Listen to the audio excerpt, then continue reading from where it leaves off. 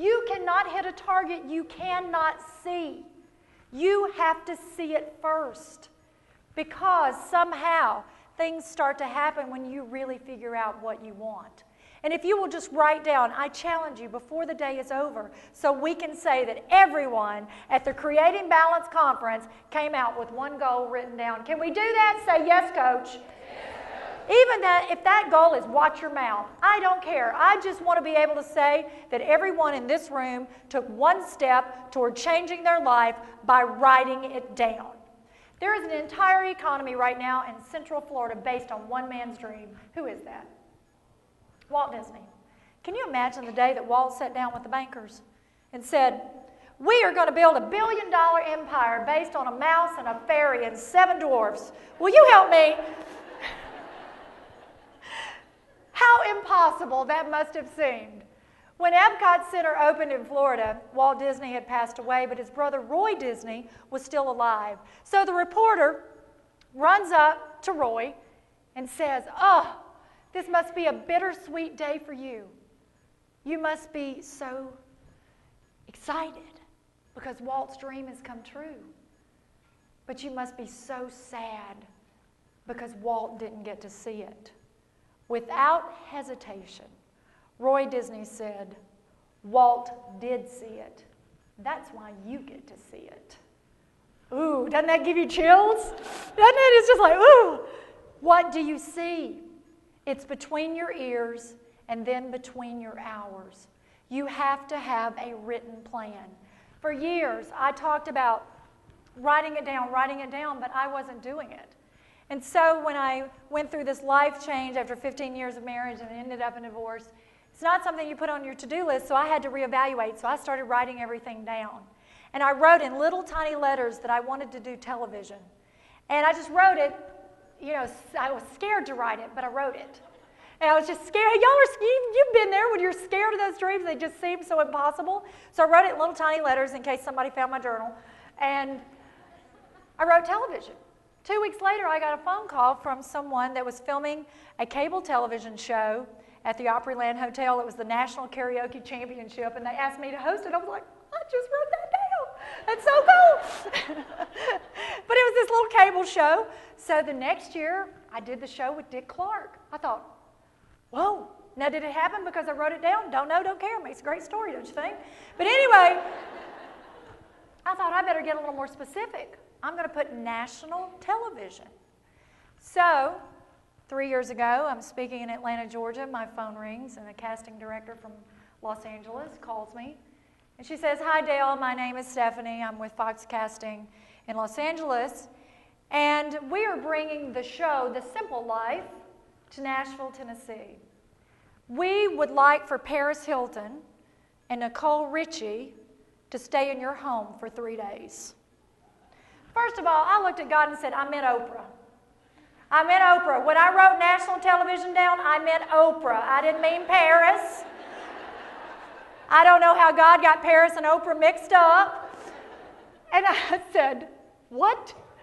She said, yes, we want Paris and Nicole to go through one of your boot camps. And I'm like, no, you don't. But Paris and Nicole came and stayed at my house, and we were the season finale of The Simple Life in 2005. And yes, it is recorded on DVD for history's sake.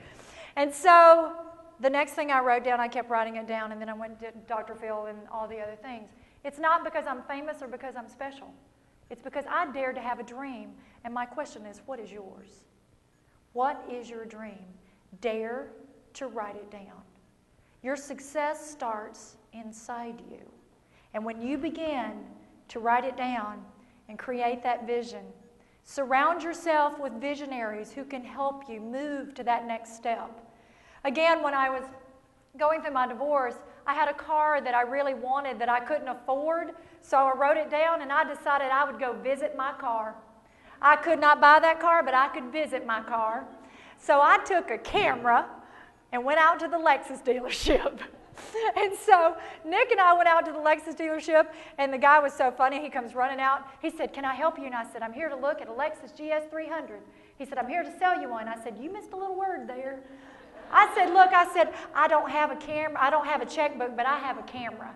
can you take my picture in that car so I can see how cute I'm going to be in it?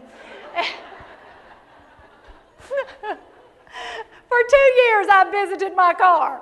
For 2 solid years, I visited my car. But you know what? I had to get the vision. Because if I kept telling myself, you will never afford that, that's exactly what would happen. And so I continued to visit the car for 2 solid years, became friends with this salesperson. 2 years later, I'm ready to buy the car, go to Lexus. I was so excited that he's been so good to me. And I go there, and he'd been there for 10 years. He had just left the dealership 2 weeks. And exactly, that's how I felt. And so I asked the guy there at Lexus, I said, is he selling cars anywhere else? He should have never answered that question. He said, actually, he is. He's at this high-end used car dealership in Brentwood. So I said, bye. And he said, I thought you were buying a car. I said, I can't buy that car from you. I have to buy a car from this guy that's helped me fill my dream. So I went down there on Monday morning. I walk in. Y'all, he put his head down on his desk. He's like, you found me. I said, but I got a checkbook. And so we've been friends ever since. But during this process, Nicholas was watching. You see, ladies and gentlemen, the children are watching. And as you begin to create success in your own life, you're also teaching them. Teaching them how to have a positive attitude. Teaching them how to have a championship language. Teaching them to set goals. So one day, Nick comes rolling into the kitchen. He was so excited. He goes, Mom, I've got my goal list. And I was like, yes, this is awesome.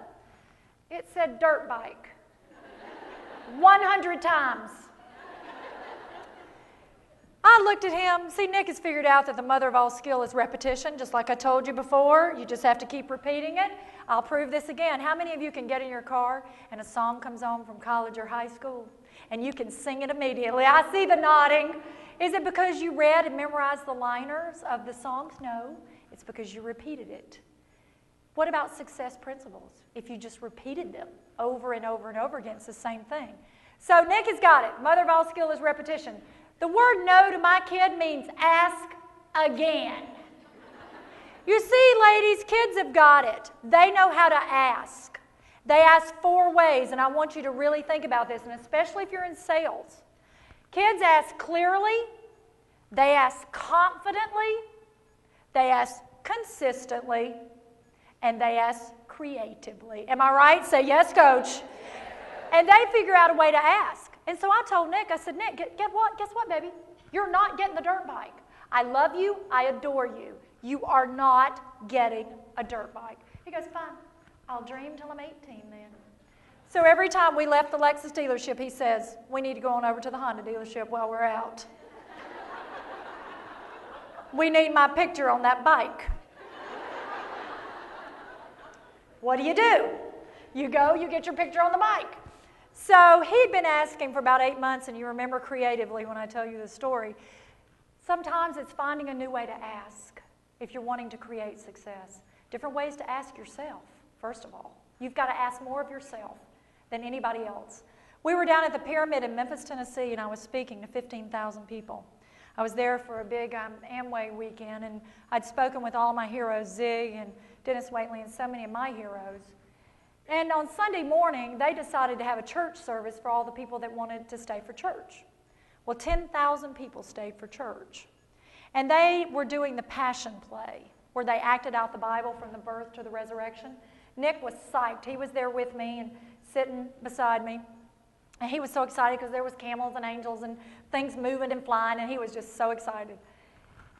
And about halfway through this presentation, remember creatively, Jesus walks out to the side of the stage and holds his arms out and says to the crowd, you can have anything if you will just ask it in my name. 10-year-old Nick Thomas jumped to his feet. He threw his arms to the sky, and in a voice loud enough for God in heaven to hear him, he proceeded to say, Dear Jesus,